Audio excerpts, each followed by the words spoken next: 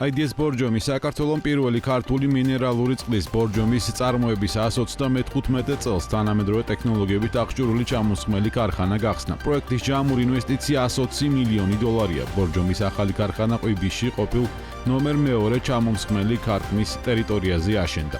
საწარმოს საერთო ფართობი 48,000 კვადრატული მეტრია. კომპანიის ინფორმაციით მასშტაბითა და წარმოების საშუალებებით საქართველოში ყველაზე დიდი საწარმოა ჩამომსხმელ სექტორში. ქარხნის მშენებლობა 2022 წელს დაიწყო და ეტაპობრივად ფაზების მიხედვით მიმდინარეობდა ქარხნის ოფიციალური გახსნის ღონისძიებას მთავრობის წარმომადგენლებიც დაესწრნენ. საქართველოს მთავრობის მიერ მიღებულმა გადაწყვეტილებამ გამხდარიყო კომპანია IDS ბორჯომის აქციონერი გადაარჩინა კომპანია. ჩვენ არა მარტო აღვადგინეთ შეჩერებული პროცესი, არამედ დავაფიქსირეთ უპრეცედენტო ზრდა. გამავითარეთ და გავამდიდეთ კომპანიის პორტფელი ინოვაციური პროდუქტებით. დავიწყეთ ქარხნის მშენებლობის უმნიშვნელოვანესი პროცესი და დღეს ყველანი ერთად ვზეიმობთ ახალი ქარხნის გახსნას. ეს არის უპრეცედენტო მნიშვნელობის პროექტი, რომელსაც განვითარების ახალ საფეხურზე გადაყავს კომპანია. ჩვენი მიზანი იყო ერთის მხრივ ღირსეულად გაგვერძელებინა ბორჯომის როგორც 135 წლიანი ბრენდის ისტორია და მეორე მხრივ შეგვექმნა სივრცე მომავალი პროექტებისთვის. ამერიდან უკვე ერთ ახალ გაერთიანებულ ქარხანაში და ტექნოლოგიურად მოწინავე გარემოში მოხდება ბორჯომის პორტფელში არსებული მინერალური წყლების და ასევე ინოვაციური პროდუქტების წარმოება. ეს ქარხანა გახდება ერთგვარი ხიდი ბორჯომის მემკვიდრეობასა და მის მომავალ შორის. სულ რაღაც 2 წლის წინ დაიწყო სამუშაოები და დღეს შედეგად აქ ყვიბისში 58,000 კვადრატულ მეტრზე საერთაშორისო სტანდარტების ქარხანა გაიხსნა. მინდა მოგილოცოთ თითოეულ თქვენგანს ეს ძალიან მნიშვნელოვანი დღე. 4 ულტრათანამედროვე ჩამოსხმელი ხაზის საწყის სიმძლავრე წელიწადში, როგორც გითხრეს, იქნება 750 მილიონი ბოთლი, 2030 წლისთვის კი მილიარდ ბოთლს მიაღწევს. ამ პროექტისთვის გაღებული 120 მილიონიანი ინვესტიცია უმსხვილესია, რაც კი დამოუკიდებელი საქართველოს ისტორიაში ამ სექტორში განხორციელებულა.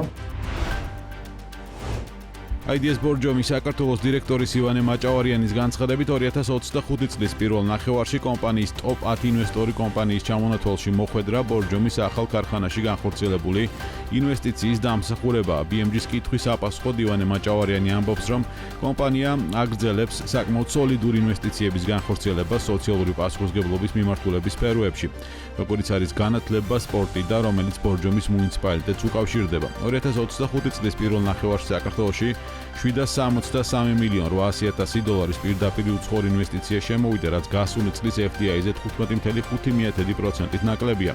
ტაქსტატის ოფიციალური ინფორმაციით IDS ბორჯომი საქართველოს ერთ-ერთი კომპანია იყო, სადაც როგორც 6 თვის, ასევე მეორე კვარტალში ყველაზე მეტი უცხოური ინვესტიცია ჩაიდო. მიმდინარე წელს საქართველოს მინერალური და მტკნარი წყლების ექსპორტიდან მიღებული შემოსავალი გაეზარდა. ტაქსტატის ოფიციალური მონაცემებით იანვარ-ივლისში საქართველოსთან ექსპორტზე 100 მილიონ 200,000 დოლარის, 152 მილიონ ლიტრზე მეტი მინერალური და მტკნარი წყალი გავიდა. 7 თვეში მიღებული შემოსავალი 3.5%-ით აჭარბებს გასული წლის ანალოგიური პერიოდის 96 მილიონ 900,000 დოლარის შემოსავალს, ხოლო litrებში გამოხატული ექსპორტი უმნიშვნელოდ გაიზარდა.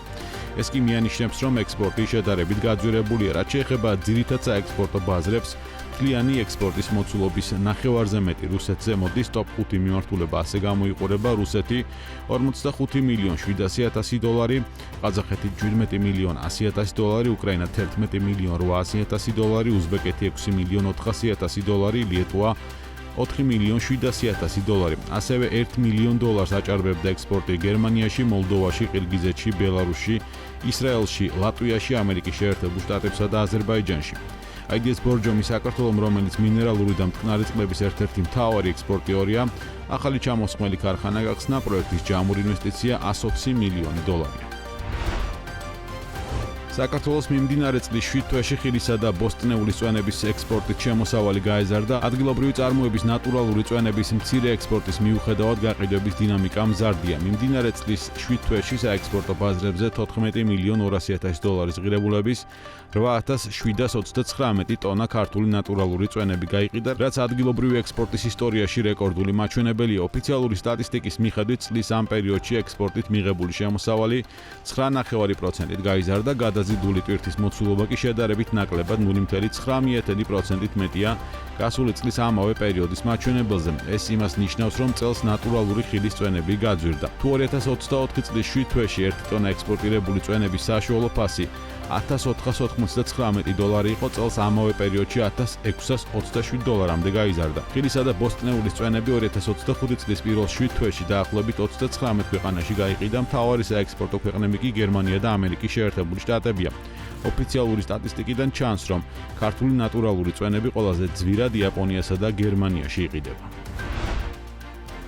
გაყიდვების რეიტინგში რუსეთში ცქრიალა ღვინის იმპორტიორებს შორის საქართველო მე-7 ადგილზეა, როგორც რუსული კომერსანტი წერს, რუსეთში ქართული ცქრიალა ღვინის გაყიდვები იანვარ-ივლისში წინა წლის ანალოგიურ პერიოდთან შედარებით 3.8%-ით დაეცა. აღნიშნულ პერიოდში რუსეთში სულ 28,800 დეკალიტრი ქართული ცქრიალა ღვინო გაიყიდა. ამ მხრივ რუსეთის ბაზარზე საქართველოს წილი 0.24%-ში ადგენს. რუსეთში ქართული ცქრიალა ღვინის გაყიდვები იანვარ-ივლისში წინა წლის ანალოგიურ პერიოდთან შედარებით 3.8%-ით დაეცა. მონაცემებს რუსული კომერსანტი ბაზრის მონაწილეებზე დაყრდნობით ავრცელებს. საანგარიშო პერიოდში რუსეთში სულ 28,800 დეკალიტრი ქართული ცქრიალა ღვინო გაიყიდა. ამ მხრივ რუსეთის ბაზარზე საქართველოს წილი 0.24%-ში ადგენს. გაყიდვების რეიტინგში რუსეთში ცქრიალა ღვინის იმპორტიორებს შორის საქართველო მე-7-ია, ამასთან რუსული კომერსანტი ცალკე ასახელებს აფხაზეთს, რომელიც სიაში მე-10 ადგილზეა. მეზობლებიდან ცქრიალა ღვინოს რუსულ ბაზარზე მხოლოდ სომხეთი დომინირებს, რომელიც საქართველოს უსწრებს და ბაზრის 0.29%-იან წილს ფლობს. მიმდინარე წლის 7 თვის მდგომარეობით რუსეთში ყველაზე მეტი ცქრიალა ღვინო იტალიამ, საფრანგეთმა და ესპანეთმა გაყიდეს. ბიზნესმენი დავით იაკობაშვილი პეტროკას ენერჯი ჯგუფის აქციონერი აღარ არის. 2025 წლის 25 აპრილს განხორციელებული გარიგების შედეგად ჯგუფის არსებულმა აქციონერებმა სრულად გამოისყიდეს დავით იაკობაშვილის წილი პეტროკასში. ენერგოკომპანიის ინფორმაციით აღნიშნული ცვლილება სრულ თანხმედრაშია პეტროკასის გრძელვადიან სტრატეგიასთან, რომელიც მოიცავს ტრეიდინგის, საცალო ვაჭრობის ქსელების, ლოგისტიკის და ავიასაწვავის მიწოდების სერვისების გაფართოებას ევრაზიის მასშტაბით და მის ფარგლებს გარეთ. პეტროკას ენერჯი ჯგუფი, რომელიც კასპიისა და შავი ზღვის რეგიონებში ერთ-ერთი წამყვანი ენერგეტიკული სადისტრიბუციო კომპანიაა, აერთიანებს ისეთ კომპანიებს, როგორიცაა Gulf Georgia, Gulf ავიაცია და ფოთის ნავთობ ტერმინალი. აღნიშნული ჯგუფი გახლავთ საქართველოში ერთ-ერთი ყველაზე მსხვილი დამსაქმებელი, რომელიც ქვეყანაში 2011 წლიდან ოპერირებს. ჯგუფის კონტრიბუცია საგადასახადო მიმართულებით დღიდან დაარსების აჭარბებს $700 მილიონ. სახელმწიფოსაც 4.3 მილიონი ლარის გაზის ქურდობის ფაქტზე პურის ქარხნის მფლობელი დააკავეს. საუბარია საქართველოს გაზის ტრანსპორტირების კომპანიის კუთვნილი გაზის მაგისტრალურ მილსადენში არსებული ბუნებრივი აირის ქურდობის ფაქტზე. გამოძიები დადგენილია, რომ ბრალდებული შიდა ქართლის რეგიონში წლების განმავლობაში ფლობდა პურის ქარხანას, სადაც წარმოებული პურ პროდუქტებით მარაგდებოდა რეგიონის მოსახლეობა. პურის ქარხანის მიმდებარე ტერიტორიაზე ბრალდებულს უსტარულად ჰქონდა მოწყობილი ავტოგასამართის სადგური და ყოველდღიურად ახდენდა ათეულობით ავტომობილის გაზით გამართვას. საგამოძიებო სამსახურის ინფორმაციით 2024-2025 წლების განმავლობაში იგი ფარულად დაეუფლა სახელმწიფოს კუთვნილ 4.3 მილიონი ლარის ღირებულების ბუნებრივ აირს. დანაშაული სასჯელის სახით 6-დან 10 წლამდე ვადით თავისუფლების აღკვეთას ითვალისწინებს. საქართველოს გაზის ტრანსპორტირების კომპანიის კუთვნილი გაზის მაგისტრალურ მილსადენში არსებული ბუნებრივი აირის ქურდობის ფაქტზე დაკავებულია ერთი პირი. გამოძიებით დადგენილია, რომ ბრალდებული შიდა ქართლის რეგიონში წლების განმავლობაში ფლობდა პურის ქარხანას, სადაც წარმოებული პურ პროდუქტებით მარაგდებოდა რეგიონის მოსახლეობა. ასევე დადგენილია, რომ პურის ქარხნის მიმდებარე ტერიტორიაზე ბრალდებულს უსტარულად ჰქონდა მოწყობილი ავტოგაზგასამართის სადგური და ყოველდღიურად ახდენდა ათეულობით ავტომობილის გაზით გამართვას. ბრალდებულმა გამოძიებით დაუდგენელ დროსა და ვითარებაში განახორციელა შპს საქართველოს გაზის ტრანსპორტირების კომპანიის კუთვნილი გაზის 2 მაგისტრალურ მილსადენზე უკანონო დაერთება. რა გზითაც 2024-2025 წლებში ფარულად დაეუფლა სახელმწიფოს კუთვნილ 4.347.000 ლარის ღირებულების ბუნებრივ აირს. საქართველოში სალიზინგო ბაზარი მზარდია და ბოლო მონაცემებით ამ სექტორის პორტფელის მოცულობამ 800 მილიონ ლარს მიაღწია. ბაზრის დიდი წილი კვლავ კორპორატიულ მიმართულებაზე მოდის და სალიზინგო პროდუქტებზე მოთხოვნა განსაკუთრებით გააქტიურებულია სამშენებლო ინფრასტრუქტურული სექტორის მხრიდან. როგორც კომპანიებში აღნიშნავენ, იქიდან გამომდინარე, რომ ქვეყანაში ეს სექტორი სწრაფად იზრდება.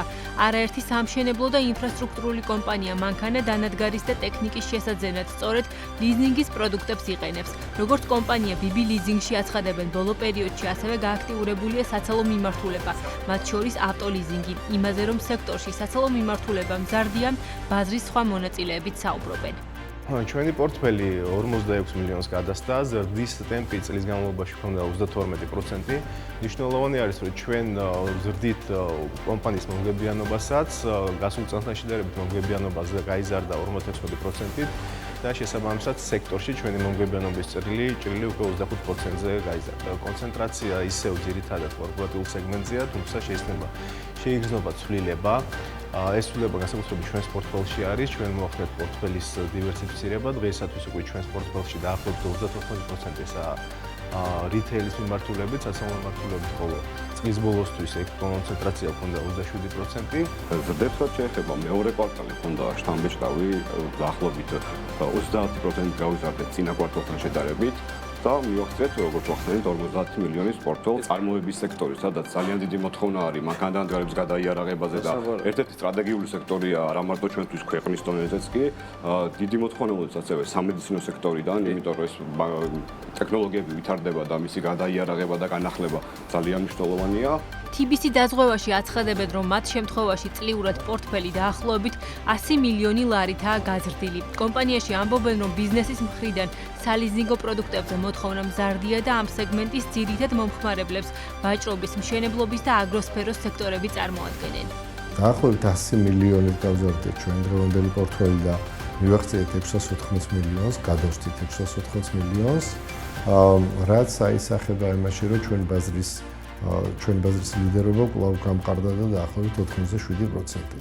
ბაზარიც ასევე დინამიურად ვითარდება, ბაზარიც გაზრდილია. დღეს თლიანი სალიზინგო ბაზარი 795 მილიონ ლარს უტოლდება. ძირითადი ზრდის მიმართულებები იყო ვაჭრობა, იყო ინფრასტრუქტურა და რასაკვირველია საცალო მიმართულება. იმიტომ რომ ჩვენთვის 2024 წლიდან პრიორიტეტული მიმართულებაა საცალო, რომლის განვითარებაში საკმაოდ დიდ რესურსს ხარჯავთ და რომლის განვითარებამაც ბოლო პერიოდში დაახლოებით 65%-ს მიაღწია ჩვენი ზრდის. სალიზინგო ბაზრის წარმომადგენლების ნაწილი კი განმარტავს, რომ სხვადასხვა ფაქტორის გათვალისწინებით ბოლო თვეებში პორტფელის შედარებით ნელი ტემპით ზრდა ფიქსირდება, თუმცა კომპანიებში მომდევნო თვეებში ბიზნესის მხრიდან გააქტიურების მოლოდინი აქვთ. შესაბამისად, ელიან, რომ წლის დარჩენილ პერიოდში ზრდის ტემპი დაჩქარდება. კრისტალის შემთხვევაში შეგვიძლია ვთქვათ, რომ მეორე კვარტალი საკმაოდ აქტიური იყო და წლის განმავლობაში დაახლოებით 20%-ით გავიზარდეთ. მოლოდინები გვაქვს ოპტიმისტური, თუმცა ბოლო თვეების განმავლობაში შეინიშნება გარკვეული, ესე ვთქვათ, ტემპის ვარდნა და ეს განპირობებულია ალბათ გარკვეული მიზეზებით. ძირითადად ტემპის ვარდნა ეტყობა საამშენებლო სექტორს, ინფრასტრუქტურული მშენებლობის პროექტები ნაკლებად, ესე ვთქვათ, შეჩერდა მოთხოვნა ამ პროექტებიდან. და ველოდებით, რომ ეს ტემპი ალბათ განახლდება. გვაქვს ასევე პოზიტიური, ესე ვთქვათ, მოლოდინები სოფლის მეურნეობის სექტორიდან, ვინაიდან ძალიან ბევრი ინდუსტრიული ბაღი გაშენდა საქართველოში, შესაბამისად, მექანიზაციის მიმართულებით გადაერაღება და ახალი სიმძლავრეების შესვლა ინდუსტრიულ ბაღებში ძალიან ღირებული და მნიშვნელოვანი იქნება ჩვენი მეწარმეებისთვის, შესაბამისად, მოლოდინი გვაქვს, რომ ეს მოთხოვნა დაგვემატება ბაზარზე.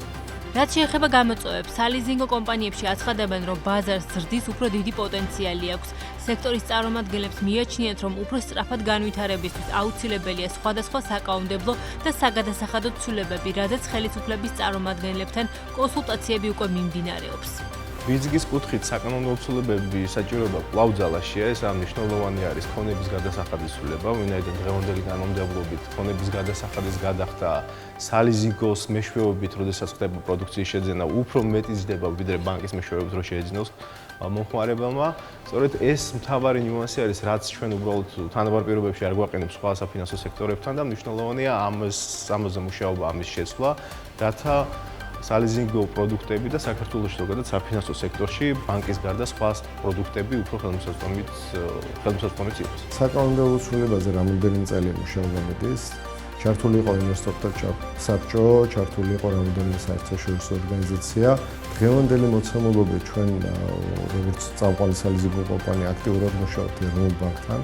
მუშაობთ აწარმოეს საქართველოსთან, სოფლის მეურნეობის განვითარების სააგენტოსთან და მათთან ერთად და ფინანსთა სამინისტროსთან თავისთავად მათთან ერთად ზუსტად გვინდა მივიღოთ ის საკანონმდებლო ცვლილებები, რომელიც ლიზინგს უფრო მომხიბლავს გახდეს მომხმარებლებისთვის რა.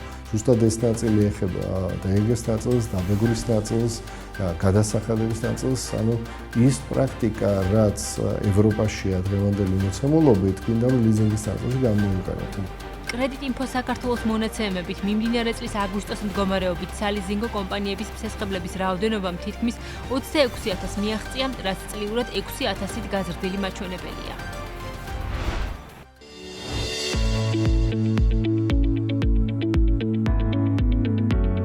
ლიზინგი ეს არის გარკვეული ქონების სხვა პირისთვის სარგებლობაში გადაცემა დათქმული ვადით. ამ ვადაში ქონებით მოსარგებლე ქონების მფლობელს წინასწარ შეთანხმებულ თანხას უხდის. ლიზინგის ვადის ამოწურვის შემდეგ კი ქონება შეიძლება ან გამოისყიდოს მოსარგებლემ, ან არა. გააჩნია რას მოიცავს თავდაპირველი შეთანხმება. შინაარსით ლიზინგი გავს ცეცხლს, მაგალითად ცეცხლი აიღო ავტომობილი იყიდო და თანდათან დაფარო. განსხვავება ის არის, რომ ლიზინგის დროს ძირითადად უფრო მარტივი პროცედურებია, ვიდრე ცეცხლის აღების დროს და დროშიც უფრო სწრაფად ხორციელდება. ასევე ლიზინგის დროს უზრუნველყოფისთვის დამატებითი რაიმე ქონება საჭირო არ არის. გლობალურად ლიზინგის ბაზარი წლებია სწრაფ და დინამიკურ განვითარებას აჩვენებს, რასაც ხელს უწყობს ციფრული ტექნოლოგიების ინტეგრაცია საკუთრების მოქნილი მოდელების მიმართ მზარდი ინტერესი და მსხვილ ბიზნესსა თუ მცირე და საშუალო საწარმოთა მზარდი მოთხოვნა საწარმოო საშუალებებზე, ნაკლები დანახარჯებით. ამ პროცესებმა ლიზინგი ერთ-ერთ მთავარ ფინანსურ ინსტრუმენტად აქცია, რომელიც ბიზნესებსა და მომხმარებლებს საშუალებას აძლევს მფლობელობის გარეშე ძვირადღირებული აქტივებით ისარგებლონ.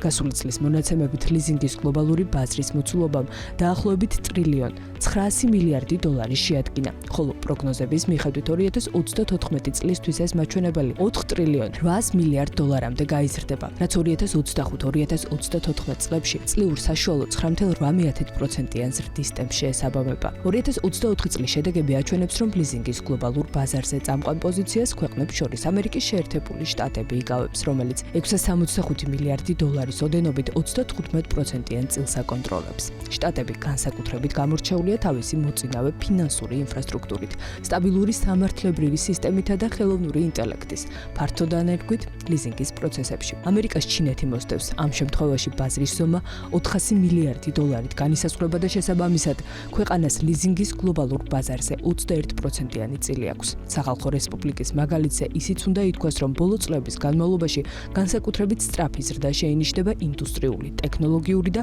ინფრასტრუქტურული აქტივების ლიზინგში. რაც შეეხება 5 უმსხვილეს ბაზარს შორის დარჩენილ პოზიციებს, გერმანია, იაპონია და დიდი ბრიტანეთი ინაწილებენ. შესაბამისად 150 მილიარდი, 100 მილიარდი და 95 მილიარდი დოლარის მოცულობით. ამ ქვეყნებს შორის გერმანია ავტომობილის ინდუსტრიული ტექნიკისა და IT ლიზინგში იკავებს მოწინავე პოზიციას. ტექნოლოგიური აღჭურვილობისა და მედიცინის მოწყობილობების ლიზინგზე ძლიერი ფოკუსით იაპონია გამოირჩევა, ხოლო ბრიტანეთი კომერციული უძრავი ქონებისა და ავტომობილის ლიზინგის მიმართულებით ლიდერობს. რაც შეეხება ბაზრის სტრუქტურასა და წამყვან სეგმენტებს, ამ მხრივ 48%-იანი წილით მოწინავე ადგილს ოპერაციული ლიზინგი ინარჩუნებს, რასაც თავის მხრივ მისი მოქნილი პირობები და დაბალი ფინანსური რისკი განაპირობებს. აქტივების მიხედვით ასევე მსხვილი 31%-იანი წილი მოდის ტრანსპორტისა და ავტომობილების ლიზინგზე. ამ სეგმენტის ზრდის აღმავალ ტრენდს განსაკუთრებულად ხელი ელექტრომობილების ბაზრის გლობალურმა ზრდამ შეუწყო. SME სეგმენტს კი საშუალოდ 30%-იანი წილი ეკუთვნის, რაც განპირობებულია მცირე და საშუალო ბიზნესებისთვის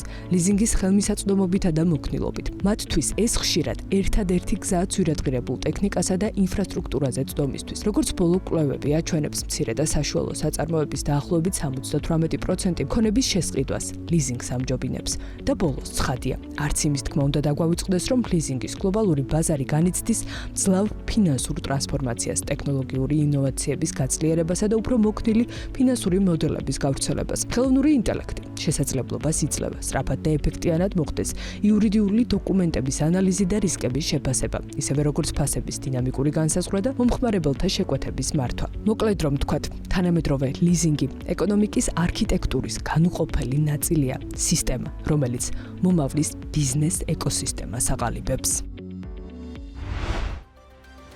წელს 7 თვის მონაცემებით ნეტო აღრიცხვის სისტემაში 128496 კილოვატის სიმძლავრის მზის სადგურია ჩართული. სემეკის მონაცემებით მზის სადგური ჯამში 593 ტრი მომხმარებელი სარგებლობს. 128 მეგავატი დადგმული სიმძლავრიდან 102 მეგავატი ენერგოპრო ჯორჯიას ქსელშია ჩართული. თელასის ქსელში კი დაახლოებით 26 მეგავატი სიმძლავრის სადგურია ინტეგრირებული. სემეკის რეგულაციების შესაბამისად საკუთარი მომხმარებისათვის მომხმარებელს ან მომხმარებელთა ჯგუფს შეუძლია ელექტროენერგია განახლებადი ენერგიების, მზის, ქარის, წყლის, მათ შორის ჩამდინარე წყლის გამოყენებით გამოიმუშაოს, ხოლო ჭარბად გამომუშავებული ენერგია მიყიდოს გამონაწილებელი ქსელის მფლობელ კომპანიას. ნეტო აღრიცხვა სამეწარმეო საქმიანობა არ არის და ჭარბი ელექტროენერგიის გაყიდვიდან მიღებული შემოსავალი საშემოსავლო გადასახადისგან თავისუფალია. Helios Energy-ს დამფუძნებელის ინფორმაციით მზის ელექტროსადგურების მშენებლობაზე ინტერესი მზარდია. თორნიკე დარჯანიას ინფორმაციით მათ პორტფელში 50 მეგავატამდე სიმძლავრის 400-ზე მეტი პროექტია და ამ პროექტების 30% მხოლოდ ბოლო 2 წელიწადში აშენდა. მისი თქმით, საკუთარი მოხმარების დასაკმაყოფილებლად აქტიურია ბიზნესიც. კომპანიის დამკვეთებს შორის არიან ისეთი საწარმოებიც, როგორიცაა Coca-Cola Bottlers Georgia და Chirina. დარჯანია იმასაც აღნიშნავს, რომ ნეტო აღრიცხვის რეგულაციის ფარგლებში გაცილებით გამარტივებული იყო მზის სადგურების მშენებლობა. ნეტო ბილინგის მოდელში კი პროცედურები იმდენად გართულებულია, რომ პროექტი, რომელიც აქამდე 3 თვეში სრულდებოდა, ახლა შესაძლოა 1 წელი დასჭირდეს. ჩვენ 50 მეგავატს მივუკაკუნეთ სიმძლავრეს. ჩვენი 400-ზე მეტი პროექტი გვაქვს უკვე განხორციელებული.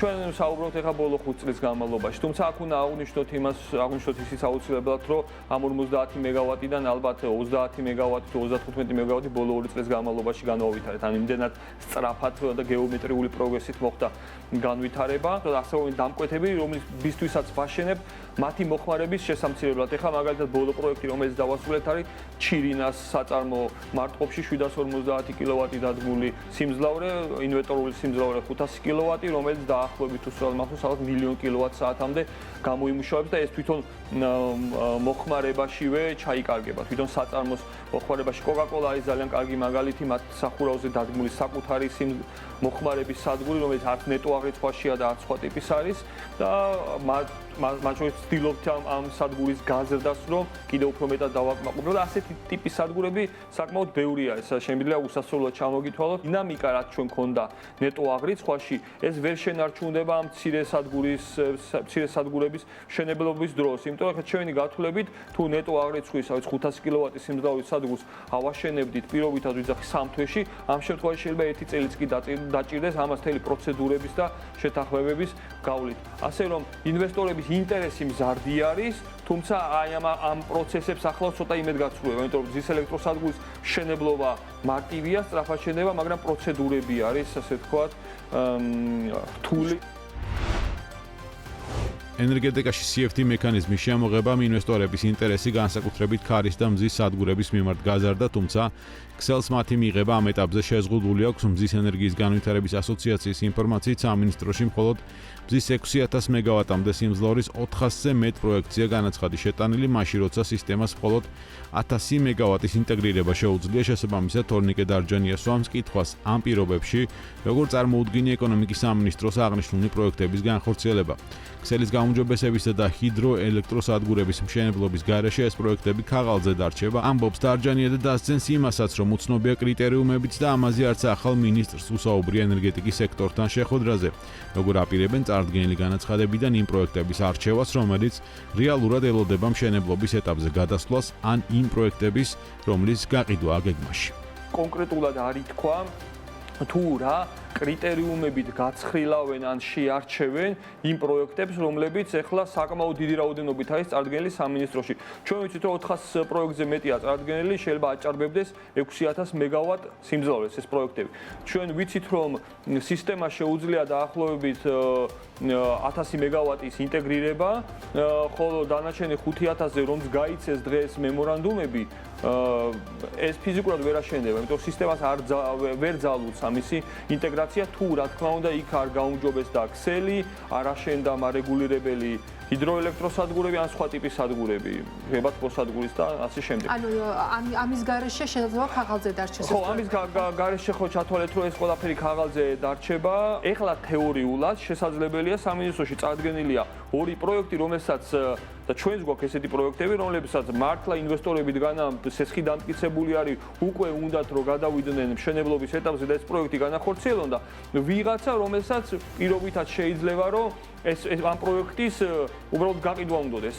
ასე ვთქვათ, როგორც ეძახიან ხოლმე ფულცლის გაყიდვა, ხო? ამიტომ ამორის ერთმანეთისგან გამიჯვნას რანაირად გააკეთებს სამინისტრო, ამისი კრიტერიუმები არ არსებობს. 1 ოქტომბრიდან მზის მიკრო, მცირე და საშუალო სიმძლავრის ელექტროსადგურები ქსელში ინტეგრაციას ნეტო აღრიცხვის სისტემის ნაცვლად ნეტო ბილინგის რეგულაციის ფარგლებში შეძლებენ ნეტო აღრიცხვისგან განსხვავებით, რომელიც მომხმარებელს აძლევს საშუალებას გამოიყენონ ქსელში გადაცემული ჭარბი ელექტროენერგია მომავალი მოხმარებისათვის. ნეტო დარიცხვა გულისხმობს ქსელში მიწოდებული და მოხმარებული ელექტროენერგიის ცალ-ცალკე აღრიცხვას და ფინანსურ ანაზღაურებას. მზის ენერგიის განვითარების ასოციაციის თანადამფუძნებელი თორნიკე დარჯანი ამბობს, რომ აღნიშნული მოდელი უფრო მეტად საწარმოების და სხვა იურიდიული პირების შემთხვევაში იმუშავებს და ფიზიკური პირებისთვის ისეთივე მიმზიდველი არ იქნება, როგორც ნეტო აღრიცხვის სისტემა. აღრიცხვისგან განსხვავებით ნეტო დარიცხვა კიდევ იმას ნიშნავს, რომ ქსელში სიჭარბე რაც გადაგვივა, იმას შეისყიდის გამანაწილებელი კომპანია ან თავისუფალი მიმწოდებელი, რა თქმა უნდა დაბალ ფასად. ენერგოპრო 5.5 თეტრად, თელასი 8.5 თეტრად ეხლა რასაც გვეუბნებიან. მომავალში თუ შეიცვლება ეს ტარიფები, არ ვიცი, თუმცა დღეს ეს მოცემულობა გვაქვს.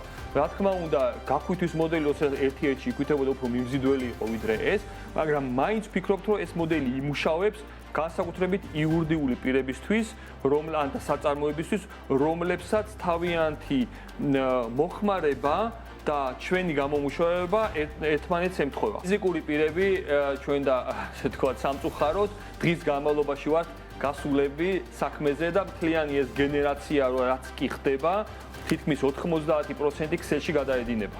ანუ აი ეს გამოწვევა გვაქვს ზუსტად ფიზიკურ პირებთან მიმართებით, რომ ფაქტიურად მათ სულ სიჭარბე ექნება და სულ ქსელში გადაუვათ და სულ მოუწევთ, რომ ეს იაფად გაყიდონ.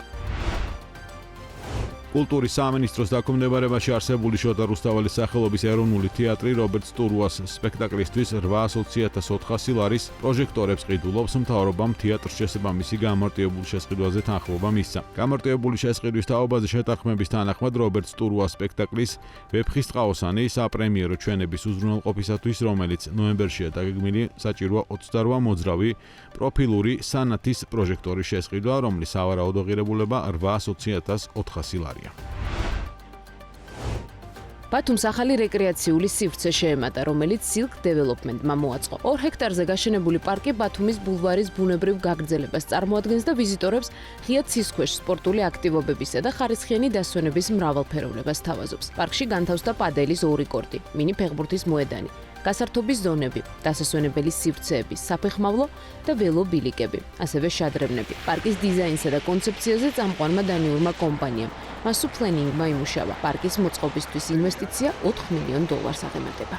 ეს პარკი იმეორებს ბათუმს. ჩვენი მთავარი შთაგონება სწორედ ეს არაჩვეულებრივი ქალაქი იყო თავისი გეოგრაფიით, მთებით, ფერდობებით, მცენარეული საფარით. ეს ველური ბიომრავალფეროვნება, რაც ამ რეგიონშია, გსურდა აქ გადმოგვეტანა. აჭარის მთები და ფერდობები, რომელიც ზღვაში იჭრება, ამ პარკში მეორდება. ქუჩის მხრიდან შეხვდებით შემაღლებულ ბორცვებს, რომ ქალაქის ხმაურს მოწყდეს დამსვენებელი. აქ წარმოდგენილი მცენარეებიც აჭარით არის შთაგონებული. შეძლების დაგვარად შევეცადეთ შეგვერჩია მცენარეების მრავალი სახეობა. ბათუმში ხო ბევრი ეგზოტიკური მცენარე ხარობს. გვჯერა რომ ეს ადგილი გახდება ყველასთვის საყვარელი და ნებისმიერი ასაკის თუ ინტერესის ადამიანი კომფორტულად იგრძნობს აქ თავს. ახალი პარკი Silk Road ჯგუფის მასშტაბური მულტიფუნქციური კომპლექსის Silk Towers-ის საწყისი ეტაპი და მნიშვნელოვანი შემადგენელია. ამ პროექტის ჯამური საინვესტიციო ღირებულება კი დაახლოებით $700 მილიონ შეადგენს. Silk Towers-ი აერთიანებს აპარტამენტებს, უმაღლესი კლასის სასტუმროს, საზეიმო ღონისძიებების და გასართობ სივრცეებს, კომერციულ ზონებს, კაფე-რესტორნებს, იახტ-კლუბსა და სპორტულ გამაჯანსაღებელ ობიექტებს. დიდი პროექტია, მოგეხსენებათ, ეს 10 ჰექტარზეა გაჭიმული. პირველი ფაზის დასაწყისი არის პარკი და შემდეგი წლის ბოლომდე იახტ-კლუბი დამთავრდება. ეს კენგო-კუმას ულამაზესი პროექტია და ეს იქნება სავიზიტო ბარათი ბათუმისთვის დარწმუნებული ვარ. ჩვენი ყველა პროექტში თუ გაიხსენებთ მნიშვნელოვანი ნაწილი უკავია გამწვანებას და ლანდშაფტ დიზაინს. გარდა იმისა, რომ ეს არის პარკი და თელ ამ დანარჩენ სივრცეში გაიშლება ეს პარკი, ეს აუზები და ეს გრანიტის წყლის სარკეები, რომელიც ერთიანი სივრცე არის. ამასთან ერთად თვითონ ეს კოშკები ჩვენი პროექტში რაც არის გათვალისწინებული, რაც არის კენგო-კუმას გაკეთებული ვერტიკალური გამწვანებაც იქნება და ეს ერთიანად თუ წარმოგიდგენთ ძალიან შეცვლის მთელ ამ ადგილს. მუხარული ვარ, რომ აქ ვარ და დღეს წარმოადგენ კენგო-კუმას და მის კომპანიას. კენგო-კუმასთვის და მისი პარტნიორებისთვის ყოველთვის უპირველესი მნიშვნელობა ჰქონდა ბუნებას და არქიტექტურის ბუნებაში ინტეგრაციას, ამიტომ ჩვენ თანამშრომლობთ მასუსთან, რადგან ისინი სრულყოფილად იზიარებენ პარკის ბუნების და არქიტექტურის ჰარმონიული შერწყმის ერთობლიობაში წარმოჩენას. ეს ბაღი გაიზრდება და უფრო გალამაზდება დროთა განმავლობაში. იგივე მოხდება გენერალური გეგმის განვითარების პროცესშიც, პროექტი გაიზრდება, შენობები გაჩნდება და ბაღში გადაიზრდება. გაიზრდება ქუჩები და ყველაფერი ბუნებით აივსება. ჩვენ ასე გვესმის არქიტექტურა და ამიტომ თანამშრომლობთ მასუსთან, რაც ლანდშაფტის და არქიტექტურის სიმბიოზია, რომელიც მთლიანობაში ერთ განსაკუთრებულ ადგილს ქმნის. Silk Road ჯგუფი აცხადებს, რომ მის პროექტებზე მსოფლიოს მოწინავე არქიტექტორები და დიზაინერები მუშაობენ და ამ თანამშრომლობის შედეგად გამორჩეული მაღალი ხარისხის ინფრასტრუქტურა იქმნება, რომელიც გამოირჩევა როგორც ბუნებრივი გარემოს, ასევე უკვე არსებული განაშენიანებისადმი პასუხისმგებლიანი დამოკიდებულებით. კენგო-კუმა თანამედროვეობის ერთ-ერთი ყველაზე გამორჩეული იაპონელი არქიტექტორია, რომელიც ცნობილია თავისი უნიკალური სტილით, მასალებისადმი სიღრმისეული მიდგომით და ბუნებასთან ჰარმონიით. Silk Road ჯგუფის და კენგო-კუმას აჭარის პროექტი ხმამაღალი და ამბიციური განაცხადია. Silk Towers-ი ახალი სიტყვა იქნება ბათუმის ურბანული და ტურისტული ინფრასტრუქტურის განვითარებაში, აცხადებენ კომპანიაში. ვიზიარი ვენის მიმართულებით ქუთაისიდან ფრენებს წვეთს, აღნიშნულ ინფორმაციას BMG-დან ადასტურებს ავიაკომპანია, როგორც ცნობილი გახდა, უნგრული დაბალბიუჯეტიანი ავიაკომპანია ვენის საერთაშორისო აეროპორტში ბაზას დახურავს. ვიზიარის ინფორმაციით ბაზა 2 ეტაპად დაიხურება, ერთ-ერთი მიმდინარე წლის 26 ოქტომბერს, ხოლო დარჩენილი 2026 წლის 15 მარტს. მიზეზი მაღალი გადასახადია. ავიაკომპანიამ, რომელმაც ვენაში ბაზა 2018 წელს გახსნა, აცხადებს, რომ აეროპორტის ფასების გადასახადებისა და მიწის ზედა მომსახურების აფასურის ზრდამ ოპერაციები მის დაბალბიუჯეტიან მოდელთან შეუთავსებელი გახადა და აღნიშნულ რეისზე დაჯავშნილ ბილეთებს მგზავრები ვიზია კრედიტების ან ხელახალი დაჯავშნის სახით მიიღებენ. ვიზიარი ქუთაისის აეროპორტიდან ვენის მიმართულებით ამჟამად კვირაში 4 სიხშირით დაფრინავს, ნოემბრიდან კი 3 სიხშირით იფრენს.